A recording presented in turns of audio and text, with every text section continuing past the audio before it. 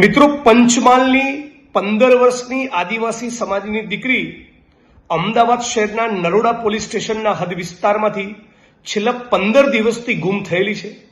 જનતા સેનાના મિત્રો કલ્પેશભાઈ, દેવલબેન વગેરે ખૂબ સંનિષ્ઠ રીતે સતત આ મુદ્દે રજૂઆતો કર્યા છે, આક્રમક રીતે લડી રહ્યા છે. ઉચ્ચ અધિકારીઓ સુધી મારી પોતાની પણ વાત થઈ છે. હું વિડીયોના માધ્યમથી રાજ્યની પોલીસને, કન્સર્ન અધિકારીઓને, ખાસ કરીને નરોડા પોલીસ સ્ટેશનને કહેવા માંગુ છું કે બહુ ગંભીર ઘટના કહેવાય. નાબાલિગ દીકરી છે, 15 વર્ષની દીકરી છે, ગરીબ પરિવારની આદિવાસી દીકરી છે. એટલે તમે તમારા પ્રયત્નો કરતા જશો, પણ છતાં આ પ્રયત્નોને અતિ સઘન કરી કોઈ પણ સંજોગોમાં આવતા 72 કલાકમાં આ દીકરીઓનો અતોપતો મળે. એમની સાથે શું બન્યું એ બધું જ પબ્લિક ડોમેનમાં, એમની ઓફકોર્સ એમની આઈડેન્ટિટી રિવીલ ન થાય એ રીતે પબ્લિક ડોમેનમાં લાવવામાં આવે, જેથી લડનારા બધા માણસોને સાંત્વના મળે કે રાજ્યની પોલીસ અને પ્રશાસન આ મુદ્દે યોગ્ય પગલાં ભરી રહ્યું છે.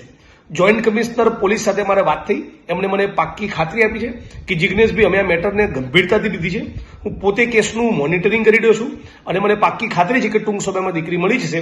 પણ છતાં વિડીયોના માધ્યમથી અપીલ કરું છું કે 15 વર્ષની આદિવાસી સમાજની આપણી આ બેન, આપણી આ દીકરી એ તાબડતોબ નરોડા પોલીસ સ્ટેશન એને શોધીને લાવે.